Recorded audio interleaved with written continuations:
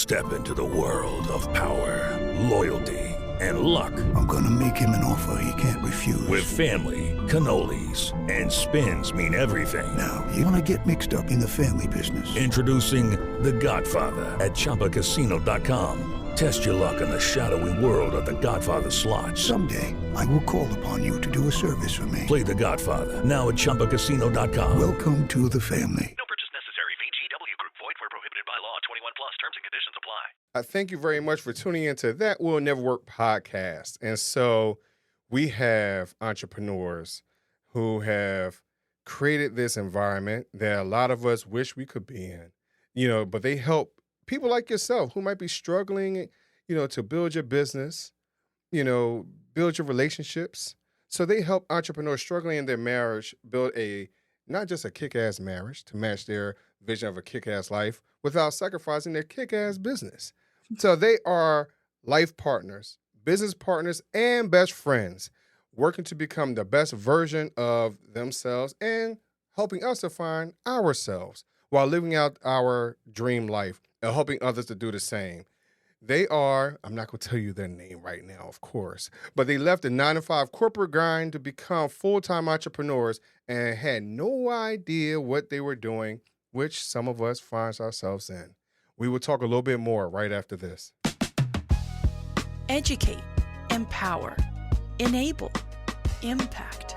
Thank you for tuning in to That Will Never Work, an award-winning podcast where we share inspiring information and personal experiences related to business and the entrepreneurial journey from those who are leaders in their respective field. Now, here's your host, author and business coach, Maurice. All right. So if you've paid attention to my other podcast, we've had this power couple, on that show as well. And we had a fabulous show. So I also encourage you to listen to the No Fruit podcast. But I bring none other to you than Craig and Meredith Bennett. Thank you very much for coming on to the show. Oh, thank you so much, Maurice. We're super pumped to be here. So stoked. Thank you. No problem. So, I shared a little bit about what I have been going through since we last spoke, right? And some of us do not know how to adjust when we come across life's challenges, right? So how have you figure out maybe a roadmap, maybe a cheat sheet, maybe it's just something, you threw up against the wall. I don't know what it is, but how have you been able to adjust when you've come across life's challenges? Yeah, there's been so many, right?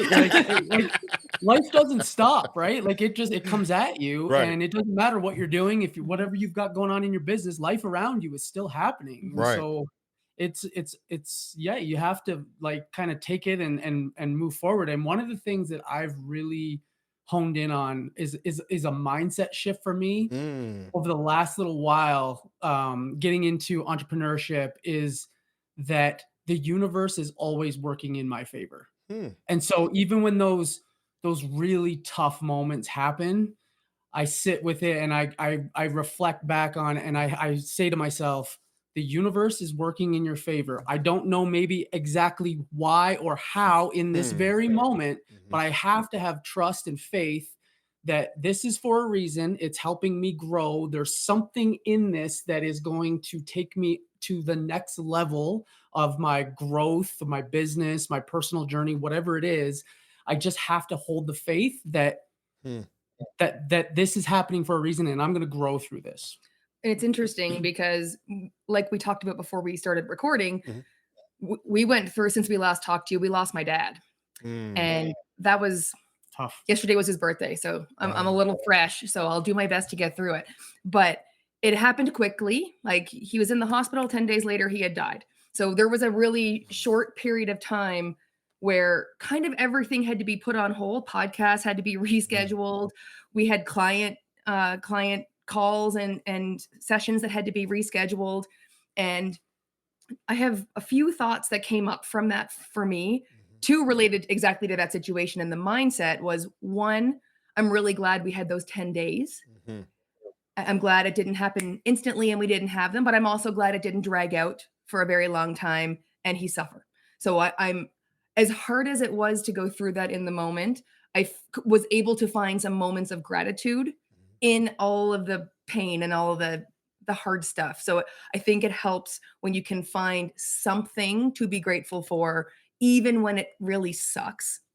And then the second thing that I really found coming through that, because, you know, obviously we had to cancel a bunch of things and reschedule a bunch of things, and we did our very best, because it was, you know, a very short period of time, that 10 days, and then, you know, the funeral and all those things. So about 2 weeks, we tried to postpone, not cancel. And I would say that we strengthened so many relationships with people, like even like podcast hosts that we didn't really know, we built a strong relationship with, and especially with our clients, they showed up so strong for us. You know, we're used to showing up for them, but we almost like gave them the ability to be able to show up for us and support us when we really needed it through that difficult stuff. And the relationships that we've built with our clients from going through that hard stuff together, they're stronger now than they were before, or if that hadn't happened.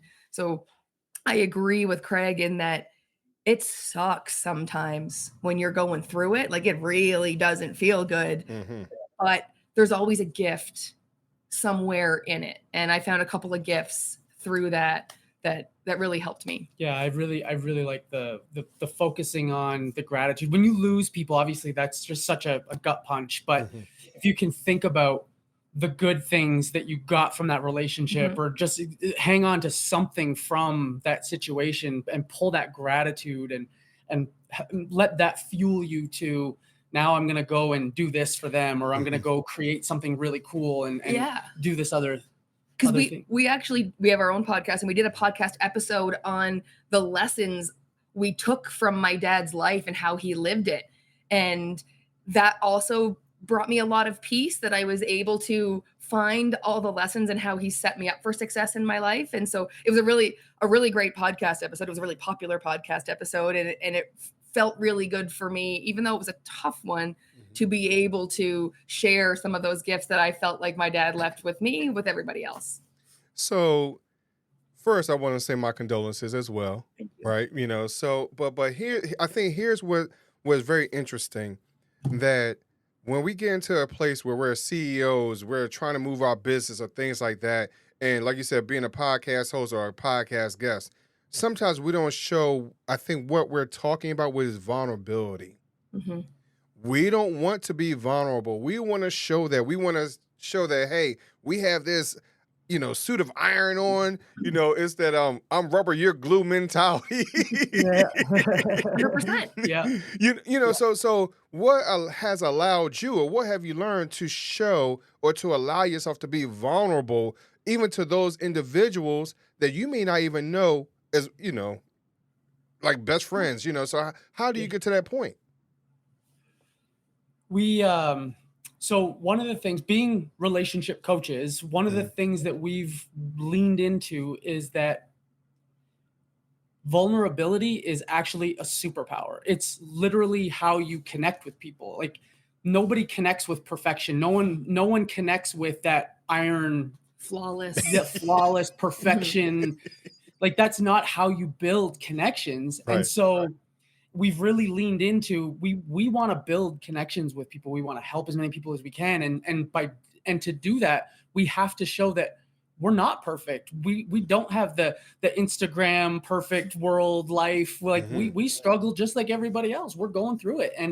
And to really share our struggles and talk about them and bring them out into the open allows people out there who maybe don't have that courage yet to also feel like they can do it and offer a safe space for them. And I think as coaches, we have this, you know, false belief that we have to be the experts, and therefore we must have all the answers. And therefore showing vulnerability means we don't have them all. There's a weakness there. And to his point, no one actually connects with flawlessness, because we all know inside none of us are perfect. We're all perfect in our own way, but none of us are actually perfect. So when someone's putting out that I have it all together vibe, I don't connect with that, because I know that I don't have it all together. And then the other piece of it is, I think it was less for me when we decided to do the podcast about dad, and we, did a few of the reels and the posts about dad, it was less about being vulnerable and role modeling that, although I'm so glad it happened because it was a nice side effect. It was more like just an integrity piece that I'm going through something. We're going through a lot right now, and I can't just go back to my regularly scheduled programming without acknowledging this piece, because I'm a human and we're all humans. And I'm incredibly grateful that the vulnerability created stronger connections. I wish I could say that was my intent going in to role model that behavior and build those connections. But it was just I'm human, and I feel this deep inside need to share my humanness before I can really turn the page and continue trying to move the business forward, because I just couldn't just go back to life as normal without sharing and acknowledging all that had happened. And the thing is that vulnerability is not a natural skill for either of us. Like, it's not, it's scary. Like, let's be honest, showing your, insides, warts and insides and all the stuff, that's scary. But like, to our point earlier, it's so necessary to build connection. And so we've really just been very intentional about, and it started here. We started to build that skill between us. And then once we got really good at being vulnerable with each other, we were then able to leverage those skills and leverage it out into our community and into our clients, into the social media and the other places where it's normal to struggle with something. It's normal to, not have it all figured out. It's okay to not have it all figured out. And it's just having that courage, and it's a practice. It's something that you just have to start to do little by little. But some of us don't have that, Craig. We don't have a lovely wife sitting right next to us, right? We don't have a great loving husband right next to us. So how do you deal with that if you don't feel as though you have that partner, that's close enough where you can be vulnerable? Because a lot of times that's what we're dealing with as well, is trust issues as well. So how do you get to that point? Yeah, it's a great question. Lean into, leverage a community. You have to find a community. You have to find somebody that you can trust, that you can build that relationship with. And it doesn't have to be a significant other. It is easier to start there. You're right. It's much easier to start here than anywhere else, for sure. But it's not the only option. And the entrepreneurship journey can be a very lonely one. Like, we've done it both ways. We've done it sort of on an island, and we literally live on an island. So it's like figuratively and literally, we're on an island trying to build our business and doing all the things. And then we've also done it leaning into a community with people who are into personal growth and building businesses. And I tell you, it's so much freaking easier when you've got people cheering for you, people who want to support you, people who want to hold you accountable. And when you find a community of people that are willing to stand up for you like that, it becomes a lot easier. And I'll share also that I just came from a women's retreat from the entrepreneurship personal growth community we're a part of. And I tell you, these women were incredibly vulnerable this weekend. And I can't speak for all of them, but I know there were some that were more vulnerable with the group than they've been with their significant others. Yeah. And so when you can find it, and you had the same experience. I was going to say, and then just 3 weeks ago, a couple weeks before she had hers, we also had a men's group. So like the larger group we're a part of, the men went and did something, the females went and did something, and it was similar. It was a bunch of men, and it's a different experience when you get a bunch of men together. And then really truly start talking about what's going on. Like, what are you struggling with? How can we help you? What can we support you with? Yeah. What are you afraid of? And it was really an interesting opportunity. Like, we went out into the woods and we built fires and we hung out and hiked mountains, but we also really talked about what was going on with us and what we were struggling with. And I think if you can really find a community like that, where there's people out there just like you who are struggling with the things that you're struggling with, business owners who know exactly what you're going through. And you start to build trust with those folks because they're sharing vulnerably. And when they share vulnerably, that creates a safe space for you to be able to also share vulnerably. So as an entrepreneur, right? Because some of us have trust issues, some of us have vulnerability issues. Some of us have issues with just building relationships. And I think these are three key components as an entrepreneur for us to move forward. And I think and I'm bringing this up because we started off by talking about grief, right? And grief, sometimes we don't know how it's going to hit us, right? Or when. Right. You know, but ultimately, where is it coming from? In this instance, we're talking about our family members passing away. And what happens is that is a situation that you don't always plan for, right? You know, so now because it's you're in this crazy mindset space, as you talked about earlier, Craig, about, you know, changing the mindset, right? So you're in this space. I'm happy-go-lucky. I'm dancing through the tulips. I'm smelling daffodils, whatever it is. You know, and someone dies. We're using this as an analogy for entrepreneurship because now here's something that you really can't plan for, and it's something that feels like it's catastrophic. Now, all my feelings are all over the place, literally. So how do I hone it back in? You know, especially if I can't trust. I don't like being vulnerable. I've already been an introvert. I don't like talking to people, you know. So how can I build this and still move on in my business if feel like I'm lacking these other interpersonal skills? I think for one, I think two things. One, journaling.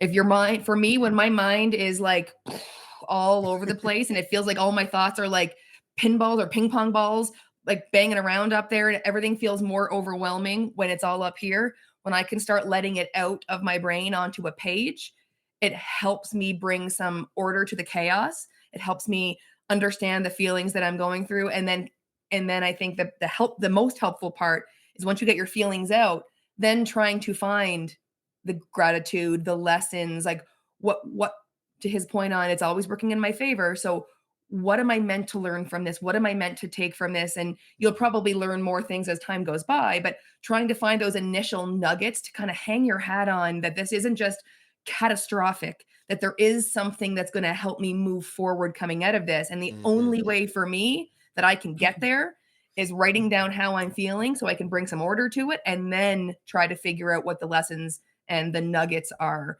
And then the second thing I think is when our guard is really up, when we're having a hard time trusting, oftentimes there's a bit of an inward look required on, do I need to forgive myself or someone else for something so that lets me lower my guard? Because your guard is usually up and the trust is usually really hard to find when you're holding on to something, some way that you've been hurt. And so is there something or someone you need to forgive, including yourself, that might help you lower the guard a little bit so you can extend an olive branch to someone to start the process? Yeah, I think it's because I resonate very much with what you said around, like, I don't want to talk to people. I'm an introvert. I trust issues. I don't know where to go.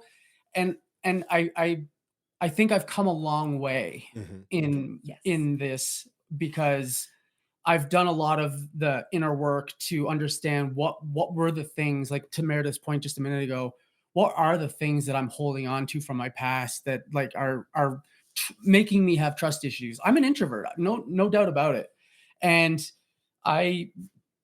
But what I've learned is I'm an introvert around other people that drain my energy. But there are communities out there that will actually feed your energy, that will actually fuel you if you're around the right people. So one thing I've learned about myself is that I always thought I was an introvert, but I've come to learn I was actually not.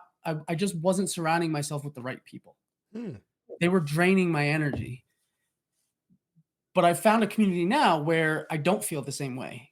Where when I go to an event or I hang out with these people and we have these conversations, I don't feel like, oh my God, how can I get out of here? I want to go home. I don't want to be around the, like, I just want to be by myself or with my wife at home. Like, now, don't get me wrong. There are times when that is the case. I just want to be home with my wife. But what I'm saying is when I'm in those communities, in those events and speaking with those people, it's not the same as it was before. I've let go a lot of the things that, the trust issues and the things that have hurt. The limiting beliefs that were holding you back. The limiting beliefs, the label that I put on myself that I was an introvert and I just don't like people. I just wasn't around the right people. And so I think, doubling down on what Mayor said, I think it's really understanding what are those limiting beliefs that are kind of holding you back right now. And let's figure out how we can switch those to empowering beliefs, and let's find the right people that actually fuel you so that you can start to build trust in people again. And because this entrepreneurial journey is a tough journey especially if you do it alone. If you do it alone, it's almost impossible. Like, it's just such a slog.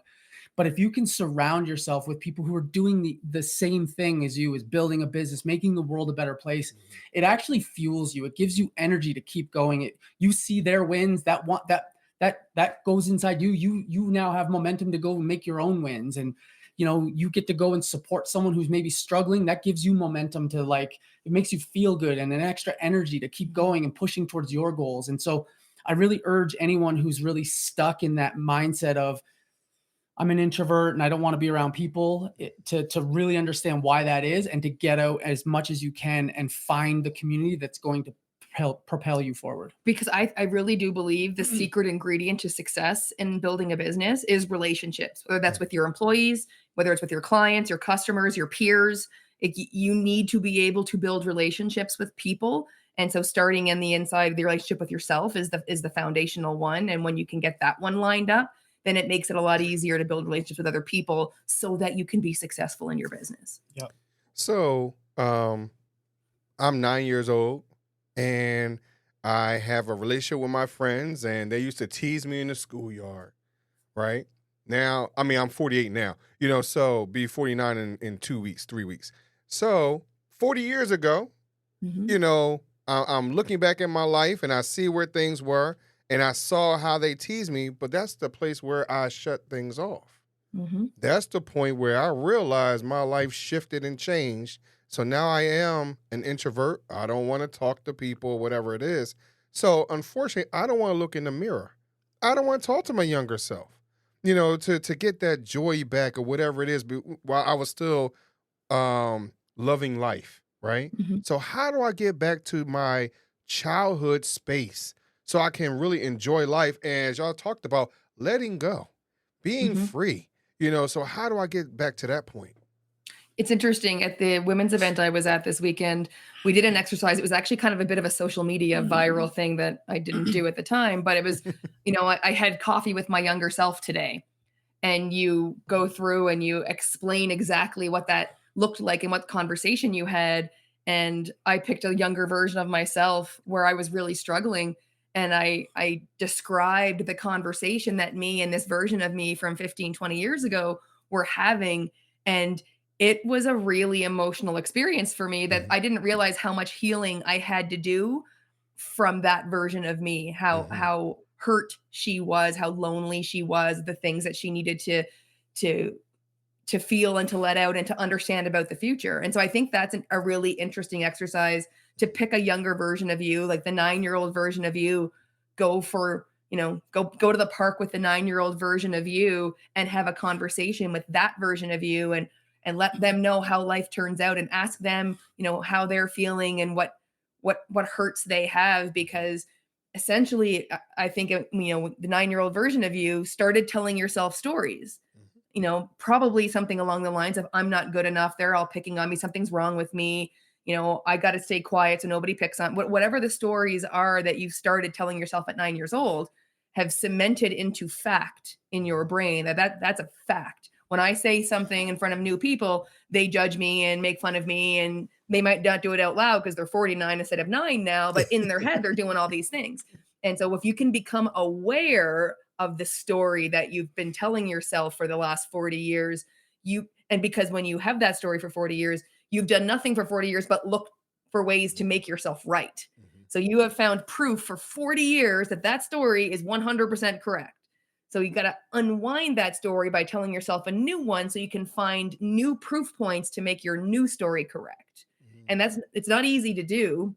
The process is relatively simple, but the work is really hard, because you got to start with a story that you can actually believe about your own enoughness and how you show up in the world and how you're making the world a better place. And if you don't believe any of that in the moment, it's going to be hard. You got to find a story first, like a seed of that new story that you can buy into so that you can start to find the proof points to make that true. And then you can evolve that story over time. Wow. I'm gonna be honest with you. First of all, with you saying it back to me, I'm like, golly, I'm old. But I'm turning 43 in a couple of days, so I'm with you. but I appreciate this conversation because I think all entrepreneurs need to have various versions of this, at some point in time to move forward, and not just in entrepreneurship, but in life in general, because these are basic life skills for 100%. us to move. I don't care where we are, entrepreneurship, in our marriages, our parents, whatever it might be. I thank you very much for coming on and sharing this. I know this conversation went a whole nother place that I intended, but I think it's something that's more impactful and more authentic to who we are and how we're trying to move the communities that we're a part of. Yeah. Yeah. Yeah, thanks. Yeah, like it was a really great conversation. I think despite wherever you were intending it to go, I think it ended up where it was supposed to end up. Right. Like I think it was, someone you're in your audience needed to hear it, whatever Right. it was, and that's the really cool thing about podcasts and what you do is that, and you mentioned like I'm an introvert, I don't like to talk to people, but yet you're a podcast host and you talk to people all the time. So I don't know if that's necessarily like maybe look at that, because I think Right. you do enjoy talking to people, but you just enjoy talking to certain people, like people Mhm. that like energize you. But I really just commend what you do, because I think it's such a needed and necessary, like getting entrepreneurs the help they need, that so that they know that they're not doing it alone is just so critical. Because entrepreneurship really just microscopes whatever else is going on in your life, right? Mhm. Like the beauty of entrepreneurship is it brings all the stuff to the surface. And so I think you're right that these are basic life skills that we just don't generally learn through our life unless we get into entrepreneurship and find that we're really being held back. Right. And then we sort of uncover these. Yeah, so if someone is out there and they need a coach, they need to talk to somebody, and you, both of you, bring something different to the table, right? So Yep. I need the whole team. I need the team, Craig and Meredith. So where can they find you so they can know how to buy into this team? Yeah, well, you can come to our website. We're roadoflifecoaching.com. We also have the most fun on Instagram, and we're just at Meredith and Craig there. And that's where we have the most fun. So you can just send us a message on Instagram and talk to both of us because we're both on there. And I agree, like we do everything together. Like the team, we like to bring the whole team to everything. It's just helpful. Yeah. Nice. But before I let you go, I gotta ask you one more question. It's my world famous question, my would you rather question. So the Love other it. one, we had another question, if you could sing a duet, but this one's a little different. So this one is, would you rather choose 3 doors or a fork in the road?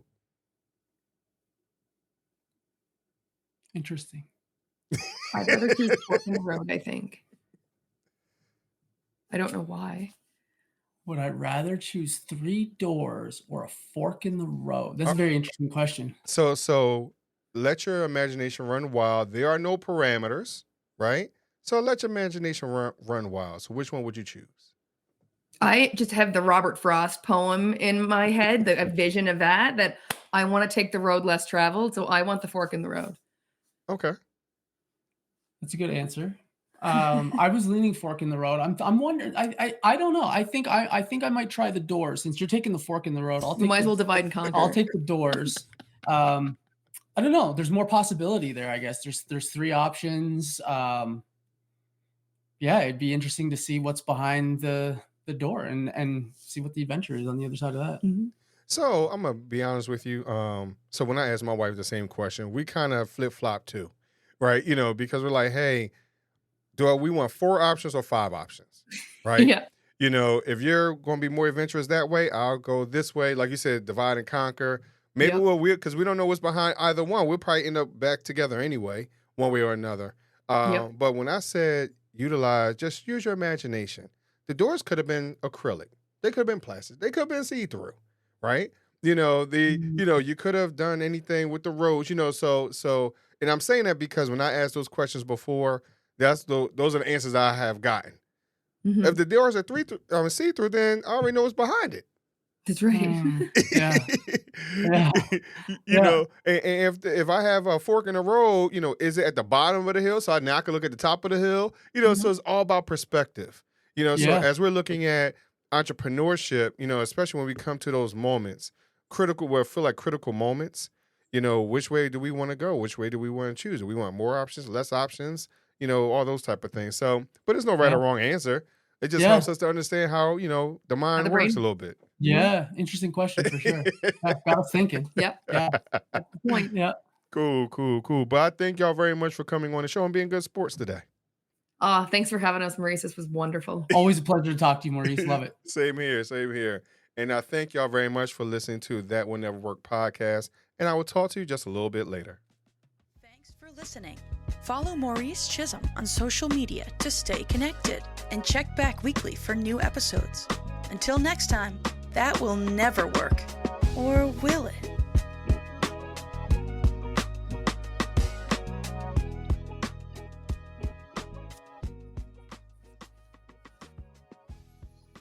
It is Ryan Seacrest here. There was a recent social media trend which consisted of flying on a plane with no music, no movies, no entertainment. But a better trend would be going to ChumbaCasino.com. It's like having a mini social casino in your pocket. Chumba Casino has over 100 online casino-style games, all absolutely free. It's the most fun you can have online and on a plane. So grab your free welcome bonus now at ChumbaCasino.com. Sponsored by Chumba Casino. No purchase necessary. VGW Group. Void where prohibited by law. 21 plus. Terms and conditions apply.